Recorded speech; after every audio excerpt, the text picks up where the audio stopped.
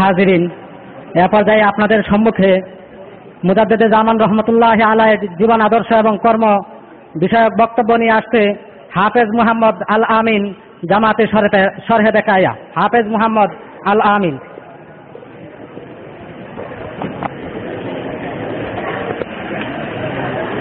السلام عليكم ورحمة الله وبركاته. حامدا ومصليا ومسلما، أما بعد، فقد قال الله تعالى: ألا إن أولياء الله لا خوف عليهم ولا هم يحزنون. وقال رسول الله صلى الله عليه وسلم: إن الله عز وجل يبعث لهذه الأمة على رأس كل 100 سنة من يجدد لها دينها. ঐতিহ্যবাহী জামিয়া রাবিয়া সিদ্দিকিয়া দারুল উলুম মাদ্রাসা ছাত্র কাফেলা কর্তৃক আয়োজিত অধ্যকার বার্ষিক প্রতিযোগিতামূলক অনুষ্ঠানে উপস্থিত অত্র জামিয়ার মহাপরিচালক ও আমার আপনার প্রাণ প্রিয় শায়েখ, যার অক্লান্ত পরিশ্রমের মাধ্যমে নবুয়তের আদর্শে প্রতিষ্ঠিত হয়েছে, খালেস উপস্থিত সম্মানিত সভাপতি, বিজ্ঞ বিচারক মণ্ডলী, সুদক্ষ পরিচালক ও আমার সম্মুখে ভূমিষ্ঠ জ্ঞান অন্বেষণে অব্যাহত ভ্রাতৃবর্গ, সকলকে জ্ঞাপন করছি অন্তরের অন্তঃস্থল থেকে অভ্যন্তরীণ ভালোবাসা ও হৃদয় নিংড়ানো শুভেচ্ছা ও অভিনন্দন।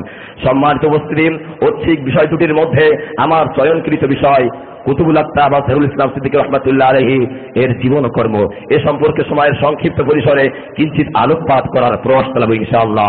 প্রিয় সাথী বন্ধুগণ, বস্তুবাদী সভ্যতার বিষক্রিয়া যখন মুহ্যমান ছিল মানব সভ্যতা, নবী আদর্শ যখন নীরবে নিভৃতে কাজ ছিল, শিরিক বিদআত গুমরাহি আর অপসংস্কৃতির গ্রাসে ভারী হয়ে উঠেছিল ইতার পাতার, অন্যদিকে গোটা বিশ্ববাসী চাতক পাখির ন্যায় শতাব্দীর মুজাদ্দিদের প্রতীক্ষায় অপেক্ষমান। ঠিক এমন এক ভঙ্কুর সন্ধিক্ষণে কুতুবুল আক্তাব আজহারুল ইসলাম সিদ্দিকী রহমাতুল্লাহ আলাইহি 1937 সালে মানিকগঞ্জ জেলা 13 পয়লা গ্রামে এক সম্ভ্রান্ত মুসলিম ও শিক্ষিত পরিবারে জন্মগ্রহণ করেন। সম্মানিত উপস্থিতি, হযরত মাওলানা আজহারুল ইসলাম সিদ্দিকী রহমাতুল্লাহ আলাইহি শৈশবকাল থেকে ছিলেন উন্নত চরিত্র ও গুণাবলীর অধিকারী। তার স্বভাব ছিল সারল্য, শিশুসুলভ ও গাম্ভীর্যপূর্ণ। তিনি ছিলেন বিখ্যাত দানবীর, কখনো কখনো স্বীয় উপার্জনের অর্ধেকের বেশি মানুষের কল্যাণে ব্যয় করে দিতেন। তার স্নেহ জড়িত সম্বোধন ও হাস্য মিশ্রিত কথা মানুষের হৃদয়ে এমন ভাবে রেখাপাত করেছে যে দীর্ঘকাল পরেও তার সেই কথার স্মৃতিচারণে অনেকে দরবারে আগমন করেছে, কিন্তু সেই আধ্যাত্মিক মহাসাধককে আর পায়নি। তিনি ছিলেন শামসুল হক ফরিদপুরি রহমাতুল্লাহি আলাইহির মনোরঞ্জনের জ্বলন্ত প্রতিচ্ছবি ও তার কাঙ্ক্ষিত প্রার্থনার উপযুক্ত ব্যক্তি। সম্মানিত উপস্থিতি, এই আধ্যাত্মিক মহাসাধক ছেলেবেলা থেকেই অত্যন্ত প্রখর স্মরণ শক্তি সম্পন্ন মেধাবী ছিলেন, যার ফলে তিনি ফাজলে বরিষ্ঠান অর্জন সহ ঢাকা বিশ্ববিদ্যালয় থেকে অর্থনীতি বিষয়ে BA অনার্স ও MA ডিগ্রি অর্জন করেন। পাশাপাশি LLB ডিগ্রি অর্জন করে ঢাকা হাইকোর্টে ওকালতি পেশায় মনোনিবেশ করেন। শুধু তাই নয়, তিনি philosophy, chemistry, physics, anatomy, astronomy, psychology প্রভৃতি বিষয়ে অগাধ জ্ঞান অর্জন করেন। তার এই জ্ঞান সাধনা ইতিহাসের সুবিভাগ অধ্যায়ে বিরল দৃষ্টান্ত স্থাপন করেছে,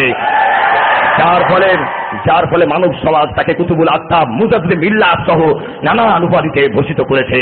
সম্মানিত উপস্থিতি, তার জন্মের সূচনা লগ্ন থেকে নিয়ে আমৃত্যু তার কর্ম ছিল আল্লাহকে অর্জন করা এবং আল্লাহ ভোলা ও দুনিয়ামুখী মানুষকে আখিরাতগামী করা।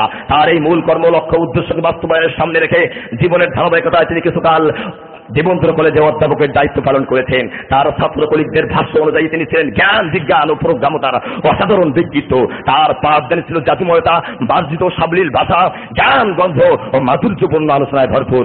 সম্মানিত উপস্থিতি, এই আধ্যাত্মিক মহাসাধক জন্মগতভাবে আল্লাহর ওলি ছিলেন। তারপরেও তিনি 2 জন শায়েখের হাতে হাত দিয়ে বায়াত মুরিদ হয়ে আত্মশুদ্ধি অর্জন করে খিলাফত প্রাপ্ত হয়েছেন।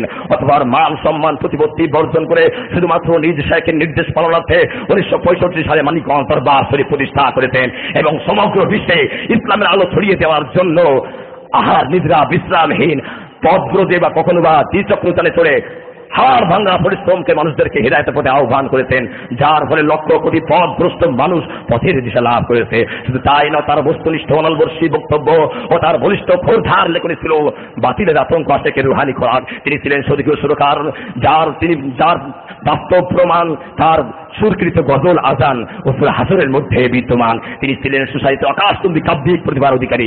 তার সবচেয়ে উল্লেখযোগ্য কৃতিত্ব হলো তিনি এই দরবার শরীফের কোল ঘেঁষে শিরক বিদআত নির্মূলে এই দরবার শরীফের কোল ঘেঁষে এক বিরাট দর্শনী কর্মকর্তা প্রতিষ্ঠা করেছেন, যা পূর্ণতার দ্বার প্রান্তে। কিন্তু অত্যন্ত ভাবাক্রান্ত হৃদয়ে বলতে হয়, আধ্যাত্মিক জগতের এই কালজয়ী মহানায়ক 63 বছর বয়সে আশেক সালেকদের হৃদয়কে ক্ষত বিক্ষত করে তার সেই বাণী কবরের মাঝে ঘুমায় থাকে কেড়ে সাতলি গোড়া, শুধু শোনে কথা কহে না তো কথা, কত যে বর্ণচোরা। এই কথার সত্যতা প্রমাণ করে চিরনিদ্রায় শায়িত হয়ে গেলেন জান্নাতের বাগিচায়, রেখে গেলেন তার সুযোগ্য সন্তান ও খলিফার হাতে 1,30,00,000 হাসেক সালের ভক্তবৃন্দ। পরিশেষে বলবো, আমরা এই আধ্যাত্মিক মহাসাধকের জীবন থেকে যদি সাফল্যমণ্ডিত হতে পারি তাহলে সফল কাম হবে।